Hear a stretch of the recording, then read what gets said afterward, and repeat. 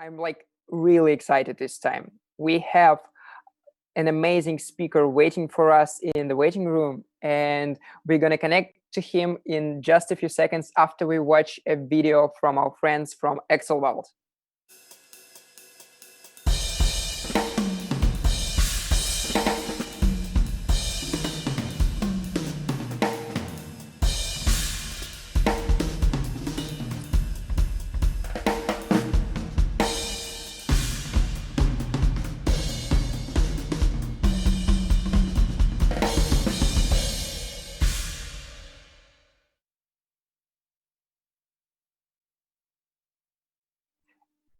And we have here with us in the virtual studio for the very first time for the White Nights events and Talents and Games events, Carlos Grangel, a world-famous artist and character designer. Hi, Carlos.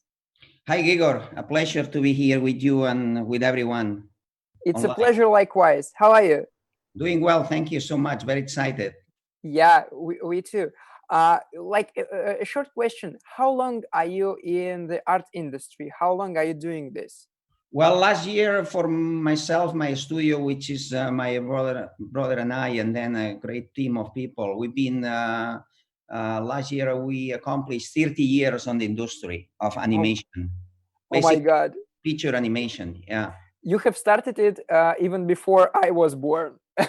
Yeah, most probably before every one of the audience right now. So we're probably yes. So we are looking forward to your talk, and you can start now. Good luck.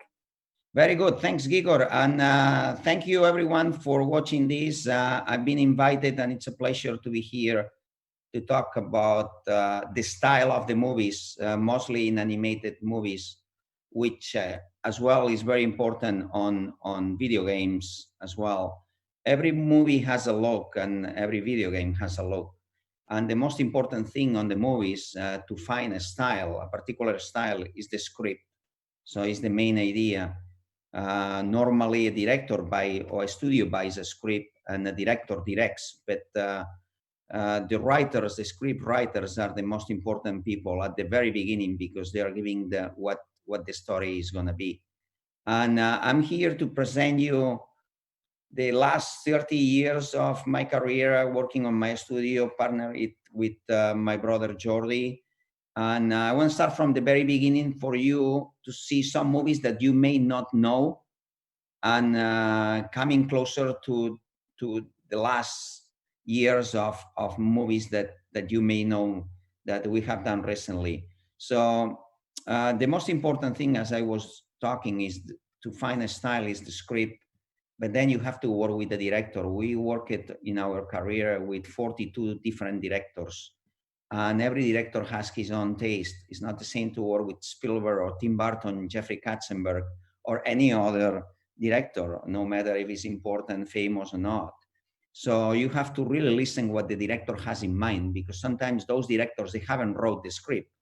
So the film is going to be an interpretation of that director. So you have to know if it's a comedy or it's a drama in order to supply best style. Grangel Studio is a company that is a service provider and is specialized on styles, basically providing characters, backgrounds, art directing, production designer, character designer. We do some storyboarding too, but basically it's the look of the movie that we are interested on.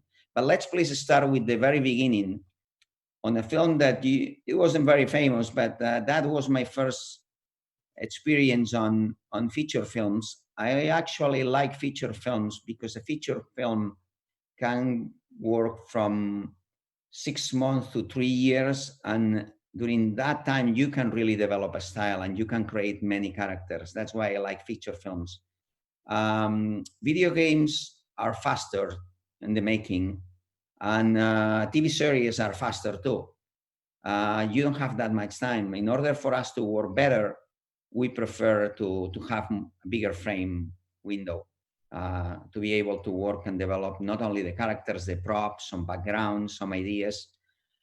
Here, for example, on We Are Back, we work in London. That was produced by Steven Spielberg Amblimation Studio with Universal Pictures.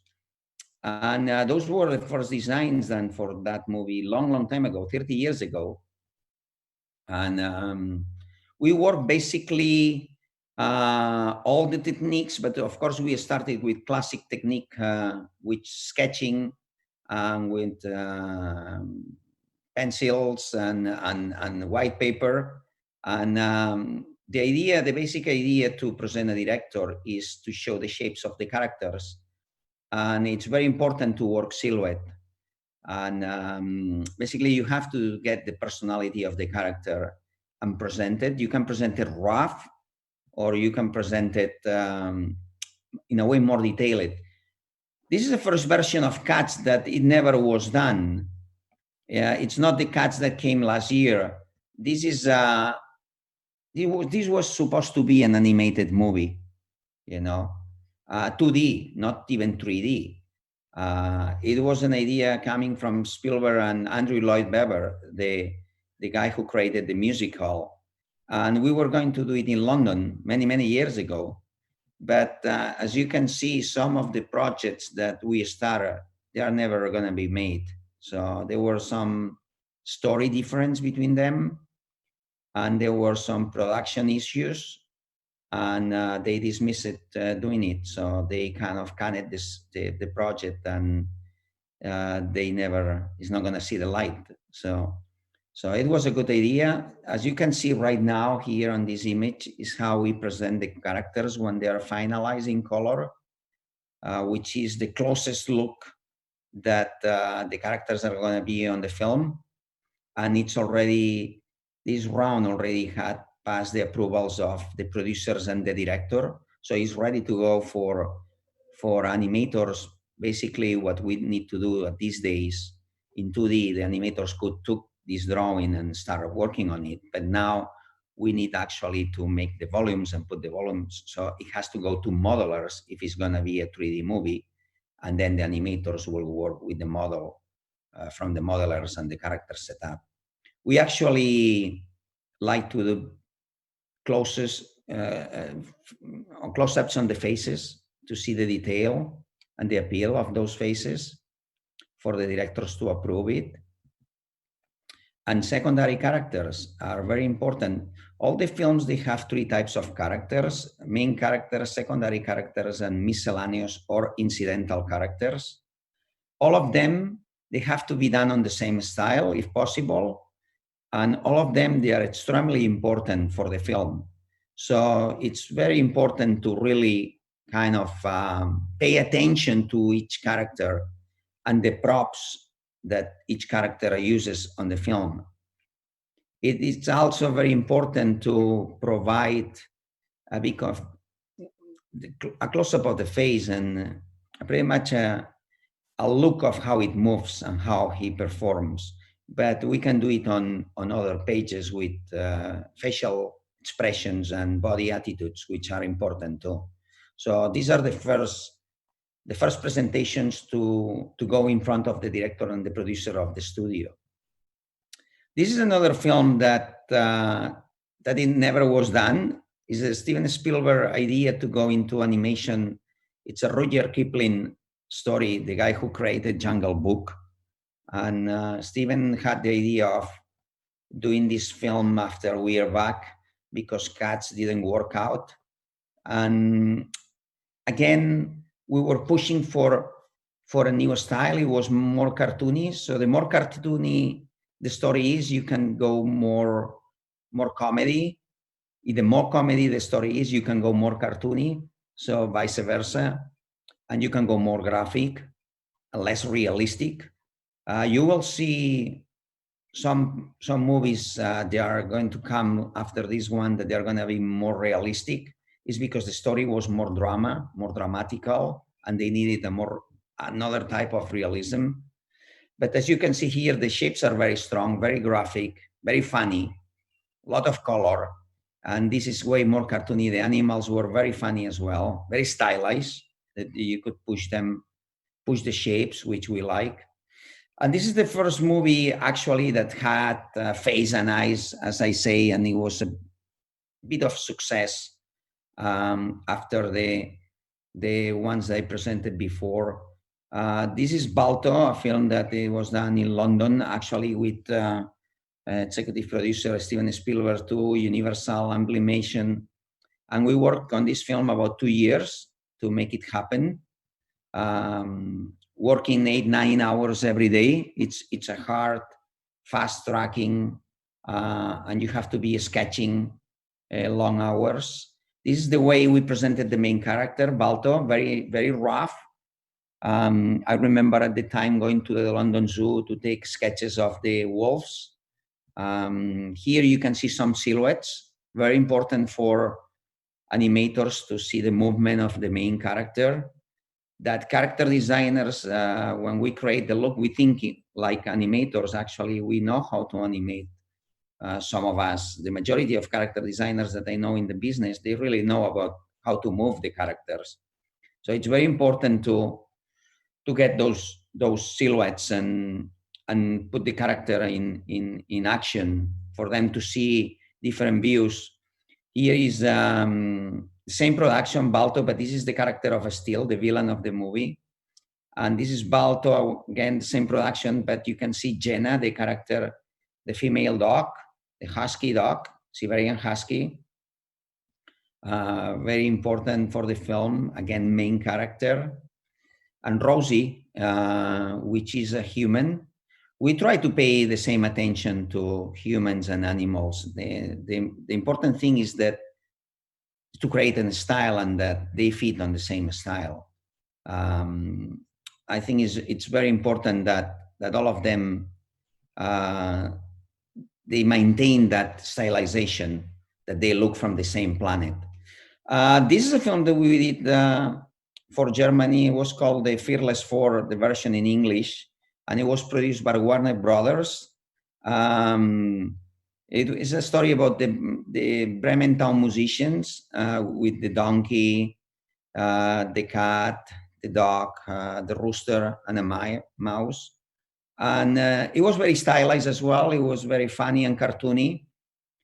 It didn't have many legs. It didn't go anywhere besides Germany. Then it went to Europe, but it didn't have a big audience, and it didn't open in many of the theaters, so it wasn't a big movie. It was done with a small budget. The European movies, they don't have the big budget that they have in America. But it was a good experience for me and my studio working together. It was produced in Munich, Germany, in Bavaria. And my studio is in Barcelona. It provides the services, so we often have to fly and work with the people where the studios are. And it was an interesting experience. This is probably the first big movie I work on and my studio work.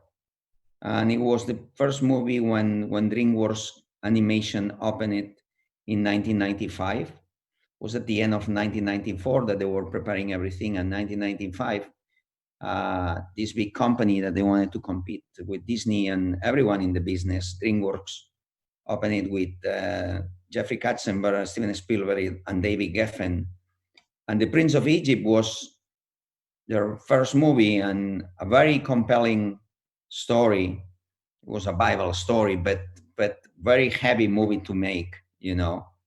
And this was the first illustration that I worked with Jordi, my brother, to present and then Carles Burgess, which is our studio logo designer, writing the name of the Prince of Egypt there and making a presentation of what we could see could be the stylization of Moses and the camel, and then a very big image, very epic, kind of David Lynch, Lawrence of Arabia image of what the film could be, and they really like it. So we started creating lots of stylized shapes, trying to find what it could work, trying to stylize those figures, you know, coming up with turnarounds ideas, and we worked with 3 designers, my studio and 2 other designers, Nicola Marlene, Carter Goodrich, which are great friends of mine and great designers in animation, working hand by hand because it was a movie with hundreds of characters. many main characters, the Egyptian queen here. As you can see, these are detailed drawings already in color, ready for presentations. And we actually had the I would say the asset of making those characters from young to adult, and that we could see the queen at 18 and then the queen at 30 years old, and Moses too. And that was a hard movie to make, Ramses too. You can see the style that is more realistic, because this was a dramatic story, very powerful. So we needed to be more realistic than cartoony and stylized, you know. You can see here the difference of what we were doing on Balto, or Just So a Story, or Cats, or we are back to Prince of Egypt, which is a much more real and detailed look, you know. This is the sketches for one of the magicians on the film, you know. And this is Moses, young Moses, as Egyptian Moses, you know. You can see the detail and the proportions. Proportions dictates everything. I think one of the most important things to become a character designer or to create styles for movies is to be able to change your style, to be able as well to detach from one movie to another, and supply different looks for the productions, because we are independent contractors, so we cannot create the same style for DreamWorks than for Disney or Warner Brothers, Universal, Sony Pictures, Columbia, or Paramount, I would say.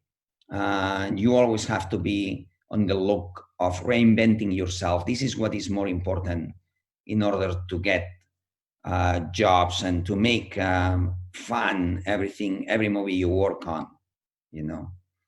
Very important are the models for the animators. So it's very important to be very detailed and tell the animators what is important on every phase and how are those proportions, and how to construct those characters once we have the characters' approvals.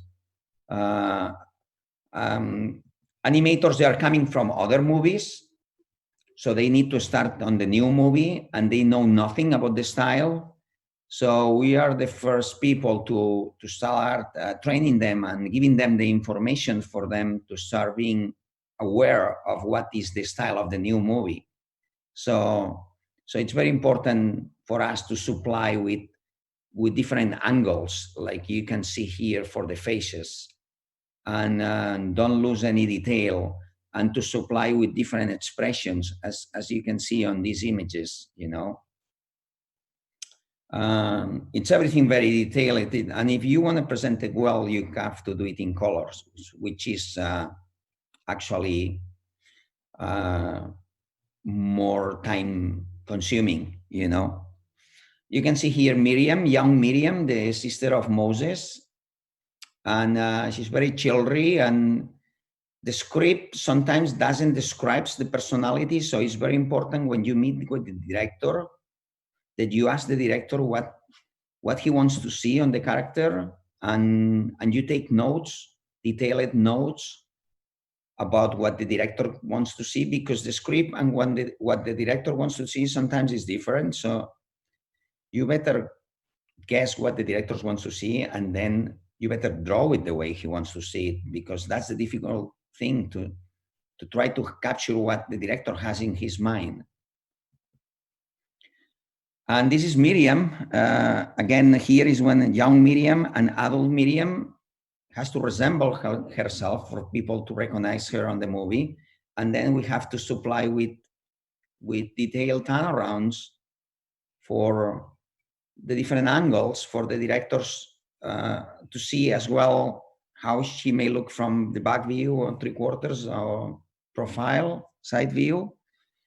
And of course, this material goes into production to everyone else, modelers, animators, special effects people, for them to see how the character is. And then the lineups are very important, because the lineup setups the style as well. And the style is actually something that you can see it on the proportions. This is more stylized, more realistic. So the characters are going to be taller, and they're going to be 9, 10 heads tall on the proportion, and the muscles are going to be more humanistic or realistic. So it's you have to know about anatomy. It's very important. And in art, your drawings are solid, and not only design is they can stand and they have weight. And I want to pass from this heavy movie, which was Prince of Egypt, to Ants, Hormigas, was called in Spain. And most of you have seen the movie. It was another hit with some important voices on it. And the style is totally different. This is what I was talking about before, about how to be able to change and transform from one film to another. It's very difficult for us, but we do it kind of changing the chip, changing mind, and having a week, sabbatical week, if possible, and then cleaning our tables, our dishes, our boards, everything that is on the studio, changing everything, looking other books of art, sculptures, painters, going to museums, having inspiration on the nature outside to create the different look. Because from one month to the other, we may jump to another movie totally different. And again, the most important thing, it's going to be in the notes with the director, and then the script, and then the capacity of changing and being versatile and changing the style. Because the big companies, they don't want their movies looking exactly the same. So they need to, big or small companies, they want to have something unique. This is the most difficult thing, to find always a unique style for a movie, you know. After finishing on Ants, we work on El Dorado. Of course, we are picking some images. We cannot show you in 1 hour all the work we've done. We do about 500, 600 drawings per film.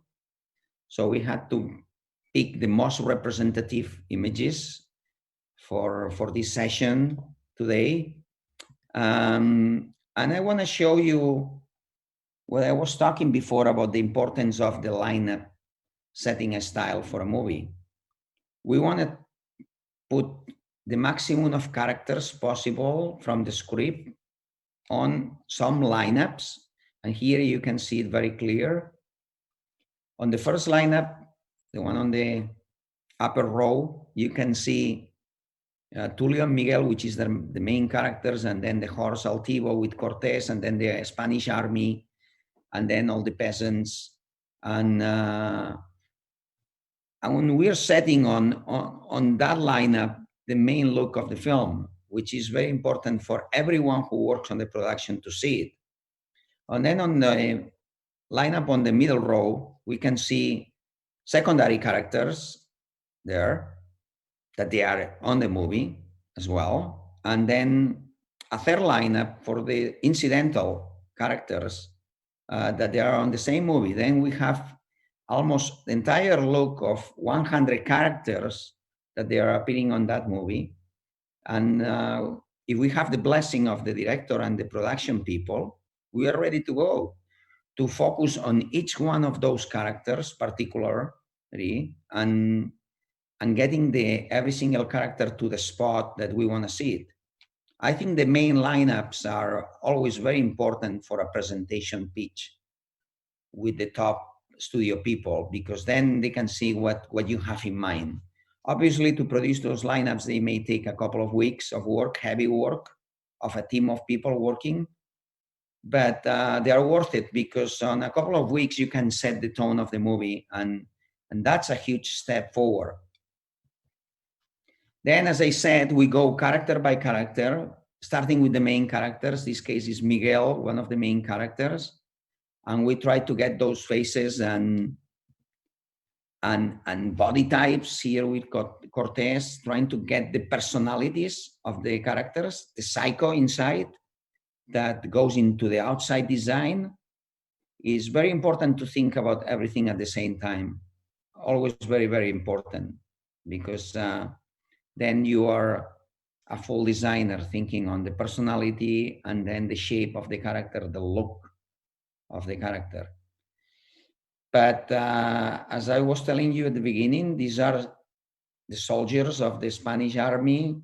They have to be as well done and as detailed as the main characters to look on the same tone, at the same level. This is very important.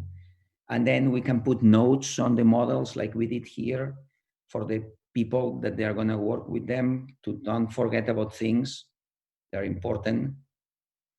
In El Dorado, we had these two great styles with Spaniards and the Mayan, the natives people. And then the natives, we were kind of really working on into the pre-Columbian style, which were different than the Spaniards. And we mixed it, and they were working very nicely because every one of them had their own particular style inside one stylization. That was very complex. I want to show you another movie that we changed completely the style, and Spirit, Stallion of the Cimarron. It really was a film, a more dramatic, again, like Prince of Egypt, so they needed the horse to be more real. Then you can see here that they are not stylized as in El Dorado. For example, Altivo, the horse on El Dorado, will not fit with the Spirit. This was a much more, we'll say, realistic style. So we need to go and sketch real horses. He went back to the times of Balto, of sketching real wolves and dogs in a zoo. And here we went into the ranches and wild to sketch horses. That it was very important because the proportions, they had to be very right on the spot. You cannot make a mistake with a horse. It shows off very quickly. Actually, for the facial expression, they were very tricky, and the movements too. So it took us a couple of months to get used to it, to draw horses and present it more or less well, that they could look like horses, you know. And then the expressions on the horses, they were very difficult. We had a problem here that we tried to resolve working with the directors. I remember Lorna Cook, one of the directors. We needed to put the eyes closer together to connect more with the audience, because the horses, they have the eyes on each side of the face. So if they look forward, you don't see both eyes. So we had to be able to move a bit the eyes in order to be able to see a bit of the other eye. And we kind of succeeded, and it worked very nicely. Again, when you work on a film that the horse is just a newborn and then grows up, you have to do all the chapters of that horse. It has to be with his mom first, very kind of a polter here, a colt, what they call it, and then it grows to a full-grown horse. It was a very hard experience to manage that, and then obviously to draw different races of horses, different types, you know, that they are not only Mustangs. We have Percherons, and we have English horses or German horses or donkeys crossed with mules, or all these type of different horses that they don't look like the main hero. Actually, the same on the humans. And as I was telling you on Prince of Egypt, that it was more real. Here it was more real too. You can see it on the style. Every style demands a different stylization. Here the characters, they were more realistic, more detailed. You can see on the rendering too. Very complex characters in order to move kind of more realistic, you know. I would say that Avatar will be the extreme of realism, and then Bob Esponge can be extreme of cartoony. And between these two movies, we can have millions of styles, you know. So this will be not as real as Avatar, but almost getting close, you know. Here on the Wranglers, we could have more fun because their proportions were kind of more push. And now we are going to pass on to the session 2, which we have. Stay there, hold there. Jordi, my brother, is here helping me, and we're going to look. Carlos, yes, I'm also here. Yes, thank you very much. The part 1 was very exciting, and we are super excited for the part 2. It's feeling like you are growing up with the movies, especially me. Like I'm looking at the presentation you are giving and the evolution of the characters and how it changes with time, and it's so fascinating how it develops. Yeah, great. Are you there? Yes, I'm here. Yeah. We are just waiting for you to. Going part 2, which we have it right now. Thank you for your comments. Here is part 2. Thanks, Igor, for your comments. Yeah, thank you. Go on, Carlos. Yes, thanks. Thank you, guys. I'm sorry for this small break. We're going to show you part 2. It was so much density of images and films that we had to make 2 sessions. Hi again, everyone. Thank you for waiting. Simba, most of you, this second part, you're going to remember more movies, the ones that you are as young as Igor, you know, because they are movies that we done during the last 15 years, so 15, 20 years. They are not that old. But here is Simba, a movie that we really enjoy it. Let me tell you that I really enjoy 2D and stop motion, and I enjoy 3D, but I'm coming more from 2D, and Simba was the last movie done at DreamWorks Animation in 2D, you know, like traditionally. So it Carlos, was sorry, it's me here. Sorry for interruption. We don't see the screen. Could you please turn on the screen sharing? Okay. Let me see. Yes. Sorry. Oh, it's fine. It's fine. I'm so sorry for that. No worries. We can wait for it. It deserves it.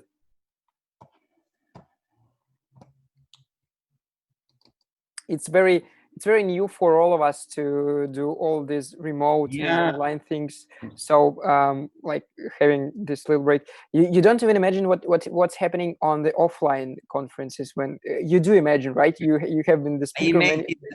I imagine you may have problems with everything.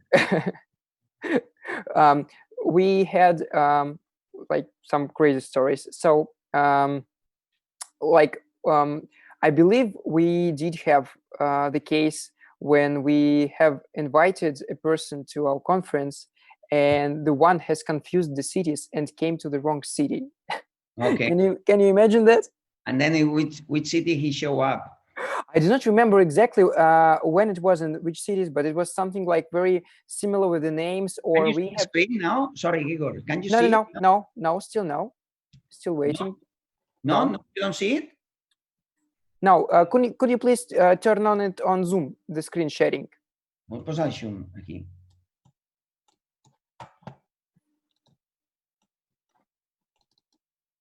Yes, now we do. Yeah. Wonderful. Thank you, Jordi. Thanks for your help. Great. Thank you, Jordi. So we are going to again live with everyone. Yes. Again. Great. Good luck. Thank you so much. Great. Sorry again. I was talking without images. I must have had looked like a fool. Anyway, I wanted to present you second part, which many of you will remember those movies, Simba, The Legend of the Seven Seas. It was a great movie. I was talking about the last movie of DreamWorks Animation being on 2D. Very exciting movie. The story of Simba. You know, we worked about 2 years on it, trying to come up with the facial expressions and the characters. You know, very stylized movie. I work on with my brother and then Carter Goodrich too, the great illustrator and designer, American illustrator, a good friend of mine. we really work on this movie with great actors too. Catherine Zeta-Jones put the voice on Marina and came to the studio. We're very lucky because sometimes we are able to see the actors and we can go to the auditions to take sketches of the expressions of the actors, and that's very good. That happened on different movies. I will comment later, different experiences. But let's go with this one. Ares, the devil goddess, very stylized. We wanted to have something that she could transform, not only on the face, on the body and everything, trying to find again a very stylized style, not really realistic, that we could have something more caricature on it. That was our take for this film.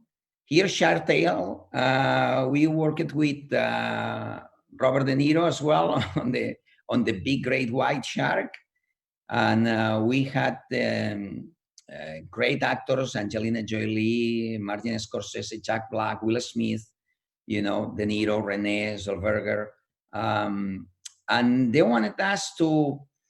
I know it was very popular in Russia too, so this film was it made the money. It made the money back. The producers, they wanted a bit of caricature of the faces of the fish from the actors. So that's why it was so important to meet the actors or to have pictures of the actors while working on the characters. And it was interesting. It was very interesting. We had to really push the shapes and make it funny because the script was very funny. Really a good movie to work. And actually, it was very challenging in a way of making fish to move like humans, because we had Pixar's Nemo, which was very good as well, but fish, they move like fish. And here, DreamWorks Animation wanted to go a bit further. No fish, no humans, some particularities of humans on fish, and then that the fish could react and move and express like humans. It was kind of really challenging, I must say. And working with the three sharks, De Niro put the voice on Don Vito, kind of the one in the center, a very big, fat shark, red, white, very funny. We really were kind of trying to capture some of the things from the actors. Here is the black dot, De Niro's dot on the shark. He did a great job on the voice. And then the rest of the species that they were appearing on the movie, the octopus, the pufferfish, that it was the voice of Martin Scorsese. Every character had to be created for 3D, obviously. Simba was the last movie on 2D animation, on classic animation. And this one was the first big movie on 3D after Ant. So that was very challenging. And then another movie that you may know, actually, that era, DreamWorks was a great era with movies making lots of money and very popular, like Shrek, Shark Tale, Madagascar.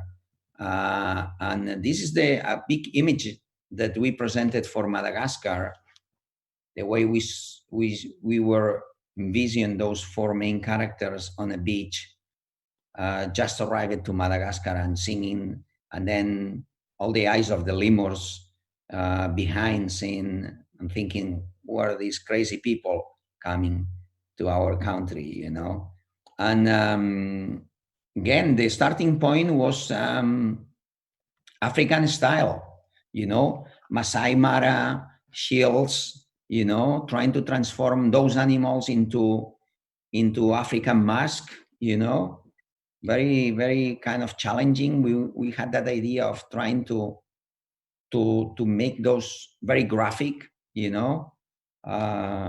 very push, Gloria as well, pushing every single character the best we could, looking for a level of caricature, a very funny level, because it was a comedy. So we had great songs.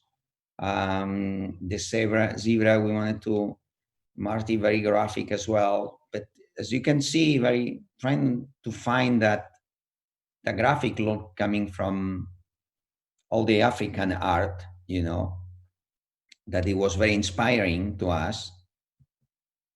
And these are the 4 characters waiting on the beach of Madagascar for a ship to pick them up, So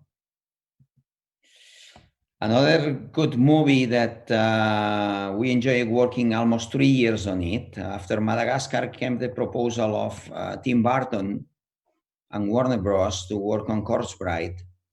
And we agreed to work on, it probably is the movie that with the Prince of Egypt and the Spirit that we'll work at the longest, almost 3 years, on it, trying to create the main look of the characters and then going into each character, props, some costume design, a lot of work for a studio. We were a team of 3, 4, 5, 6 people maximum on my studio, and creating full time between 9 hours a day to 10, and during 3 years, no holidays, for this movie. It was a stop motion, so the puppets were done in McKinnon and Saunders in England, in Altrincham, near Manchester. Beautiful puppets, and the film was shot in London.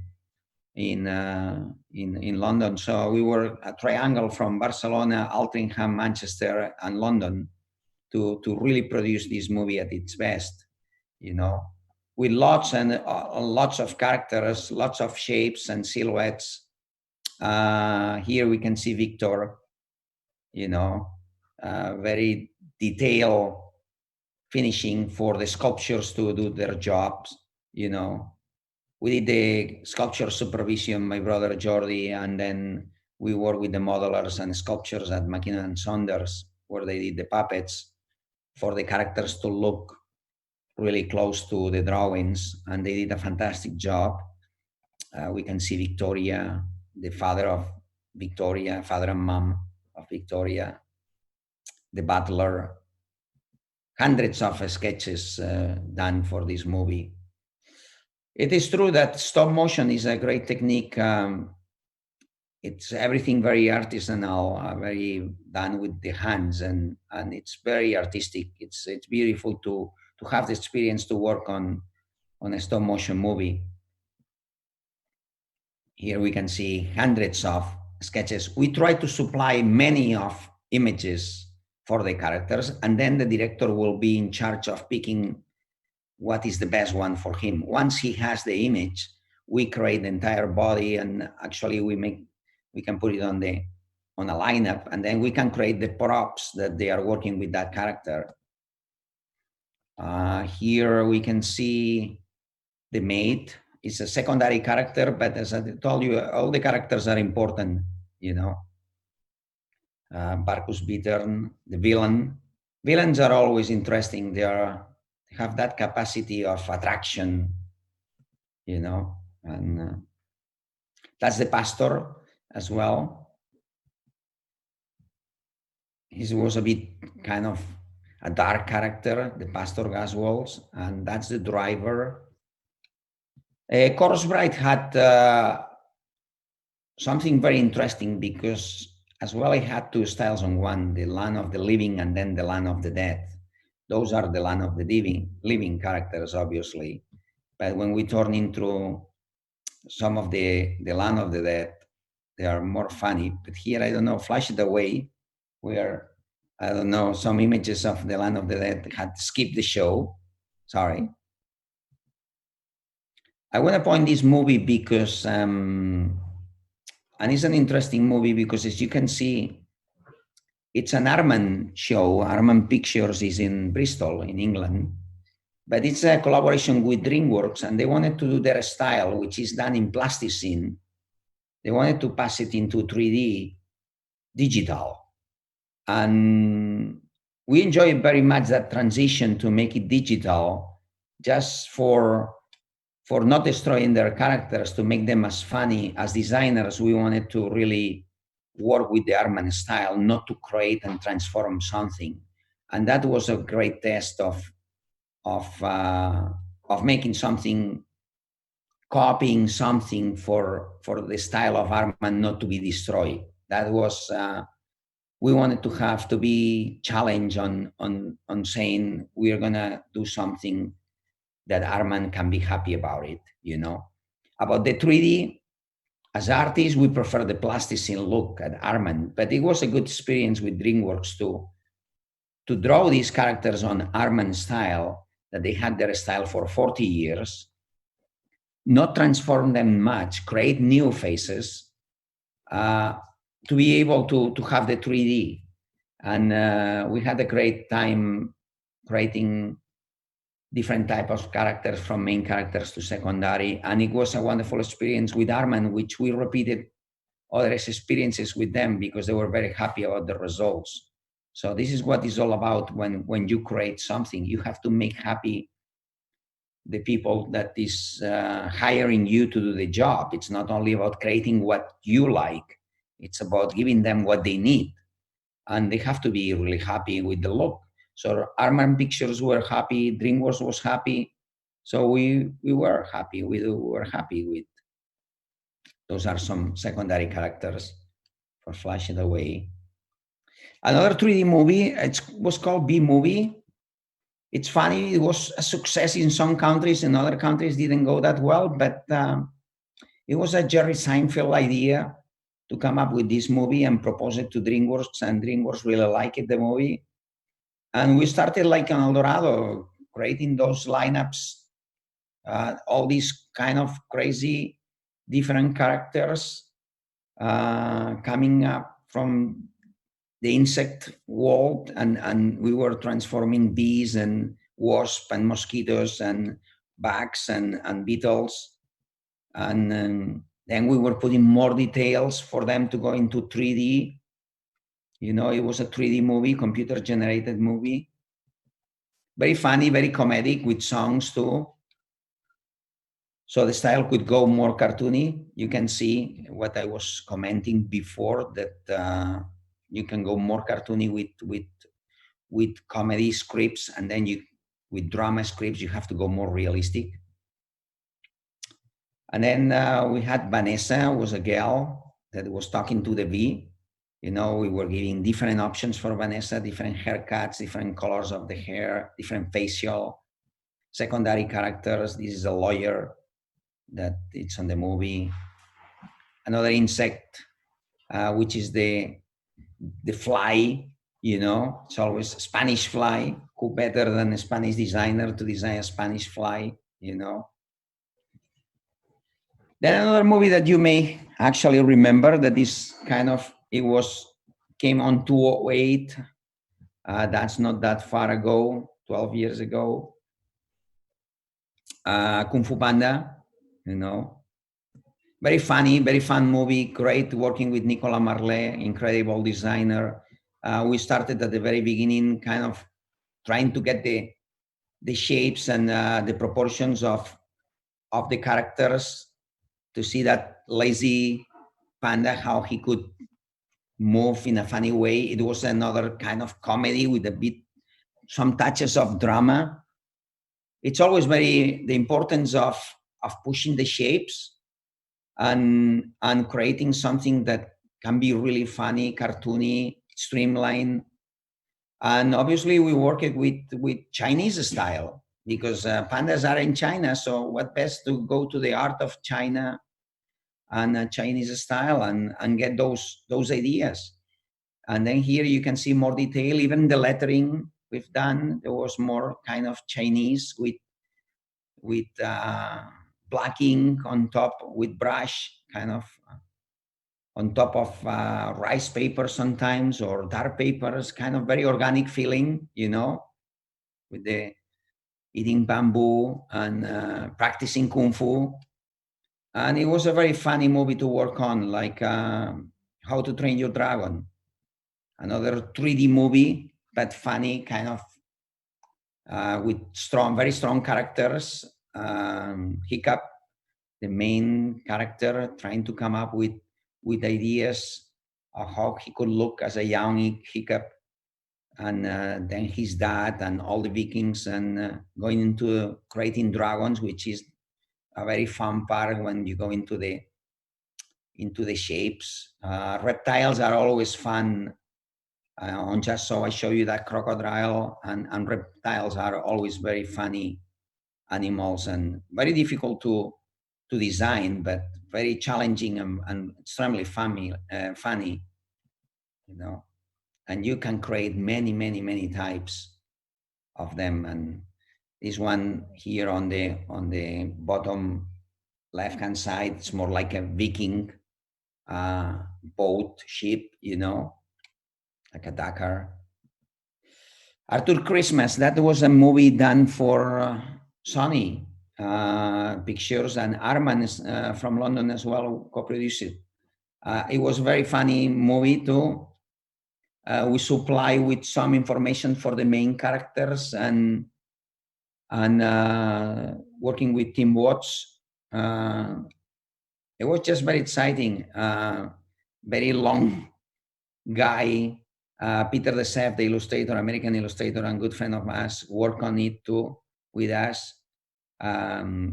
All these notes are notes for modelers and animators, for them to follow if they think are necessary, you know.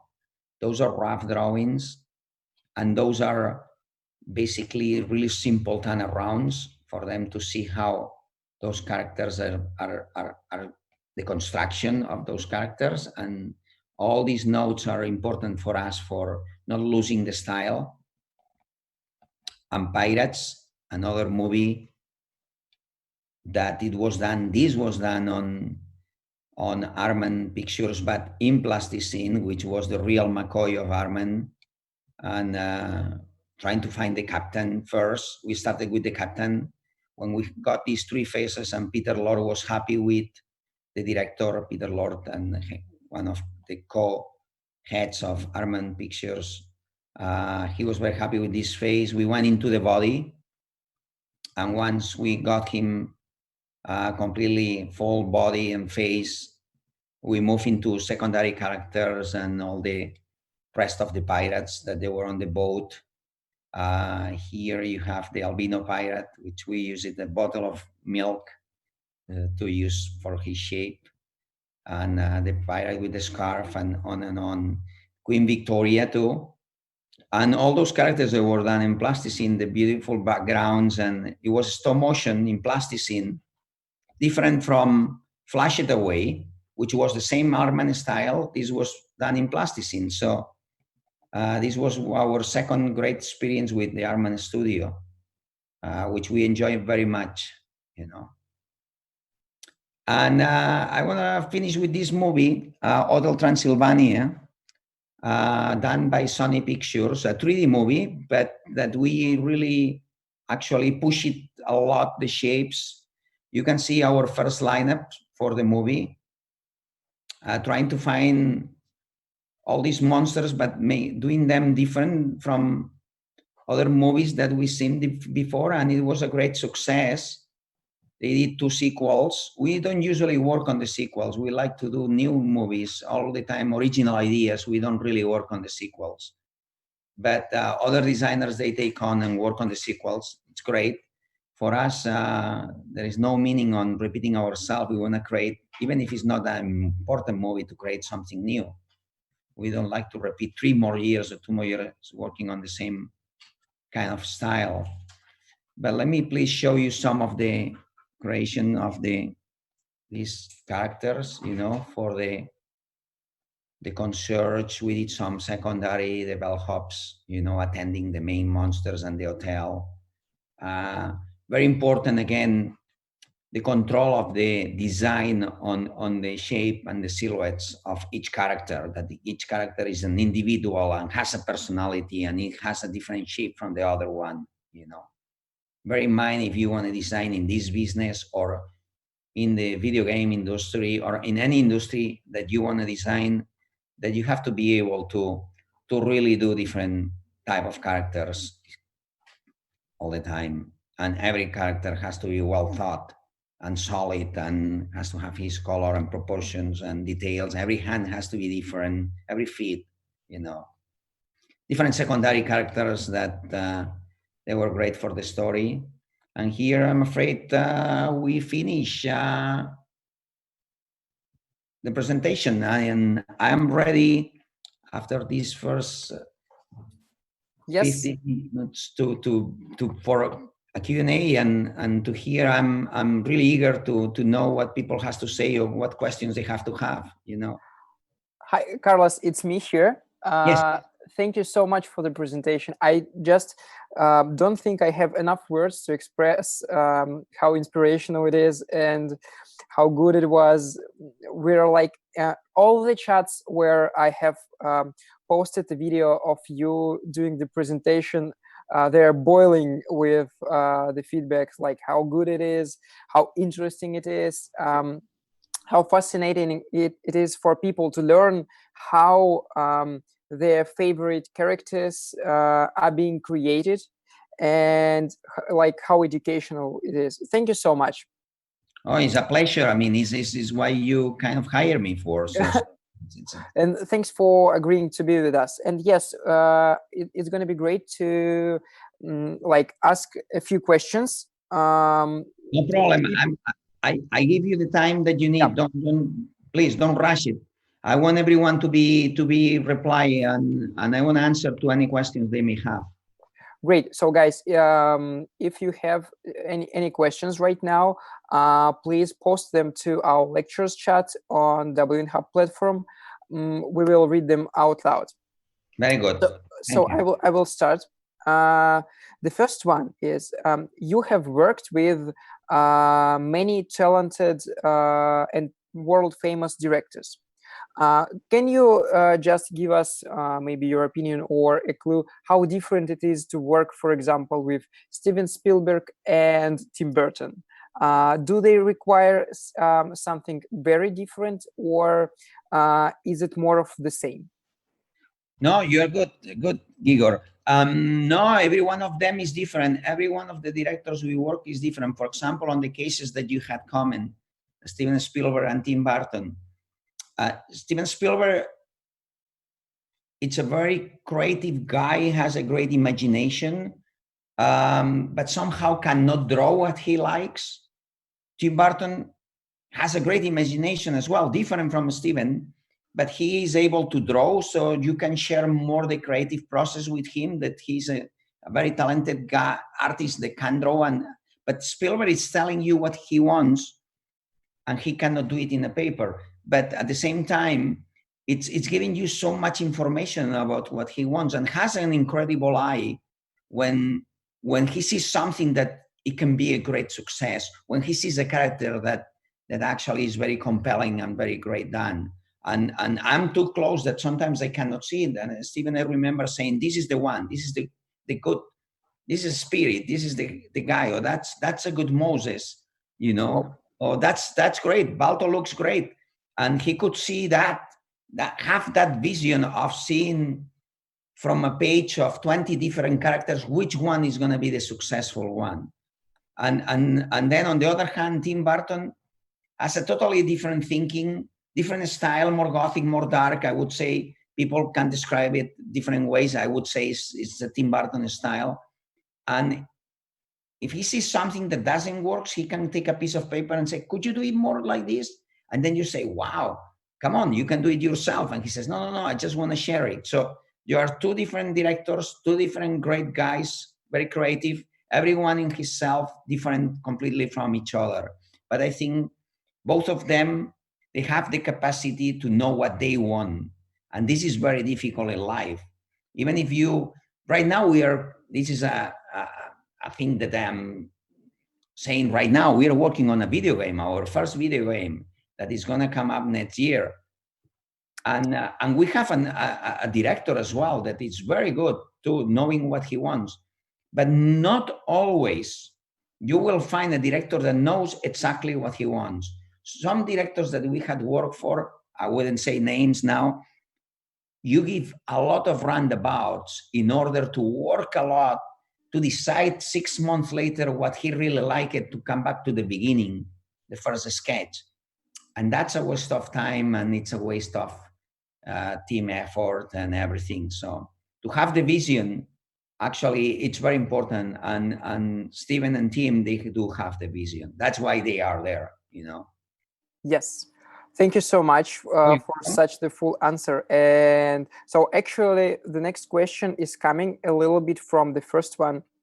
So how does it work with the directors from your level? You've mentioned that, for example, Tim Burton can draw something a little bit, and Steven Spielberg describes you in some like very precise details what he would want to see. So how does it work for you for the studio? Do you receive like a kind of document where it is described like how the character should look like? What's his motivation, what's his like temperament and stuff? How does it mostly work for you? It works. You really work with the director. Mm-hmm. You work with Tim and Steven, and if they are far away, you meet in Los Angeles or you meet in London. You go and you meet and you use new technologies. And before we used to send the drawings and do presentation or fly there and present it in front of them. And if they were not available, you could have them on Skype, or you could have them on different specific programs that, of course, to be more confidential, or you talk on the phone. It's the director wants you to have the feedback. I remember in London, in Baltic, Steven came a couple of times and we had the meetings face to face. I mean, you meet them. It's he's the main guy. He's going to decide about characters. You work with him or you don't work with him. That's it. And obviously you have to find the best. I remember Steven Spielberg kind of was really always very nice, very polite, funny, straight to the point. And he found out that Grangel Studio, myself, my team, my brother, we were more like exotic birds, that we could find something we could reproduce in his style. And he was very happy about that we could work on different stories that he wanted to tell and do different styles. This is the adaptability, you know. So yes. So it's one thing that he kind of was very happy about it. So yeah, but you work with them, and then obviously you take notes, or you will be an assistant taking notes of what he wants to see, and then you have those notes in your table on your computer in front of you when you create, for not forgiving about anything. Every small details matters. Everything is very important. So it's great. You work with them, and this is what is great about it, that you meet these people and you work with these great talented people, you know. Amazing. Yes, so exciting just to meet them. And so more precise for like the process, is there any casting for the graphics studios? Do you compete with anyone, or you just show your works in portfolio? Yeah. Long time ago, I used to go with the portfolio and show them the portfolio, the reel or whatever I had. With the years, obviously, when they know you, they call you. Mm-hmm. Actually, we've been the last 15, 20 years very busy. We receive 1 or 2, 3, 4 offers per year. We can do maximum of 2 feature films at the same time. The studio capacity is small, but we don't want to lose that stamp, that way of making quality on top of quantity. So we just take one project or 2 at a time. We work with different teams. I like to create a lot. I don't delegate. My brother too. Right now they know us and they call us and they gave us the work, and we negotiate with the studios if we can do it, if we have the time to do it, if we want to do it, if we like the idea done. We kind of rejected actually some scripts because we thought it was not for us, or we were too busy. If you're a new artist, the best thing is to go to the websites of the studio and go to human resources to see if they are hiring new designers. And sometimes they hire, sometimes not, because the veterans, we are there already working on their shows. but it's true. At the beginning, it always works like you knocking the doors, and then you realize when you are becoming older that they come to knock at your door. It's funny, but we don't move much lately. To tell you the truth, the work come to us. I know it's great, but obviously when you are young and when you are a new talent, the planet doesn't know you, so you have to go out and sell yourself. It's obvious. You have a new company, you are new on the business, so you want to do things. You have to Sure. be able to go and right now with new technologies, right now it's we are doing this, and many people can see me from different parts of the world. So the planet is too small, so you can show your stuff on your websites, on your blog sites. It's very easy for people to see new people coming into the business. Yes, thank you. And thankful to all the technologies, it's easier now. Um, and the next question is, how did the transition from 2D animation to 3D animation has changed the pipelines and the methods you use inside your studio? Did it influence you in some way when most of the movies and animated movies, started being produced in 3D? Yeah, it was a big change for us because we were coming from an era of hand draw Yes. everything. But we realized that the change was much bigger for the other colleagues at the studio, the animators, that they had to learn how to animate in 3D. For us, for designers, it wasn't that big change because we could still work the way we were doing it before, because we had to create the look and the images. And then at that time, and nowadays, it doesn't matter if you do it 3D or 2D, because it's gonna get transformed on 3D. And what is important is to have the style. So it was a huge step for us. It was a much bigger step for animators. And for us, we could continue. And nowadays, we're doing 90% 3D, creating for characters that the films are going to be 3D. And they don't really ask us if we do it on Photoshop, with charcoal, with ink, or they just want to see the style. But it was hard for many animators that some of them, they went home because they didn't want to learn 3D. It's true. They've been 30, 40, 50 years working on 2D, Mm-hmm. It was great that they were doing, and the majority in the United States, it was a big change into 3D. Japan still has a lot of 2D. Yes, yes. But the industry changed a lot during those years, after Ant and Shrek and those movies on 3D, and it was hard for many of them. Yeah, Disney Studio too, with the new movies at Pixar, that they were all 3D. It was a hard time, and I really like it 2D too. I wish they could do more movies in 2D, more stop motion. What is the important thing here is to tell a good story and to use the best technique for it, Mm-hmm. not use only 3D for all the stories. I think they should just think on the story and pick the best technique for it. Yes. So, the technique is an option, and the main thing is the story always, and the Yes, talent an artist have. Sure. exactly. Correct, Yes. Igor. Yeah, exactly. That's Um, the most important thing, how to tell the story. yeah.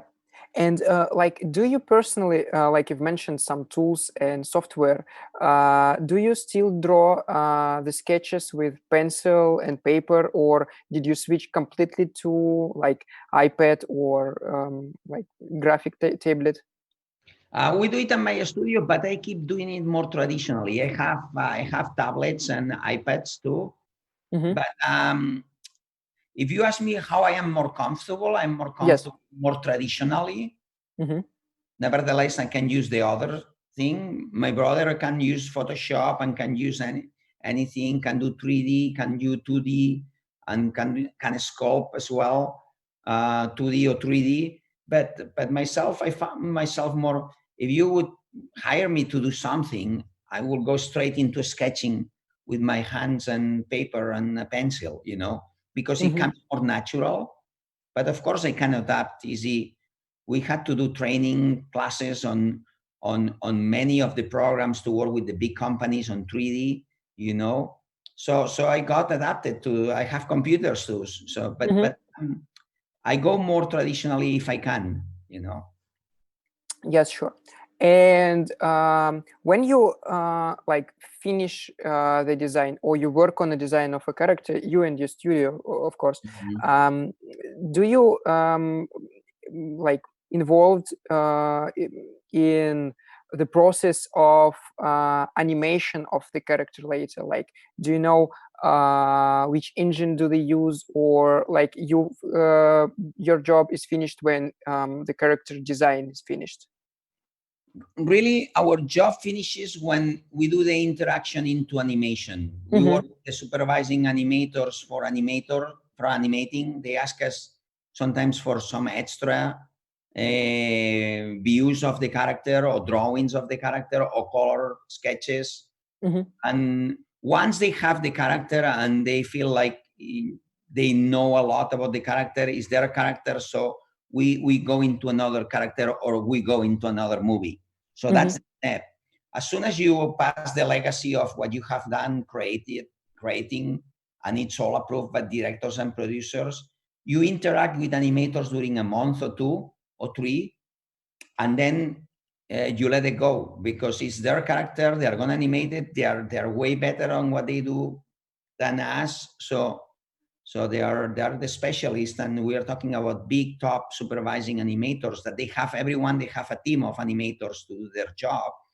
We interact with them just to pass the legacy of what has been approved, for not the style to be changed or distorted, or to take the most advantage of it, Yeah, yes, I see.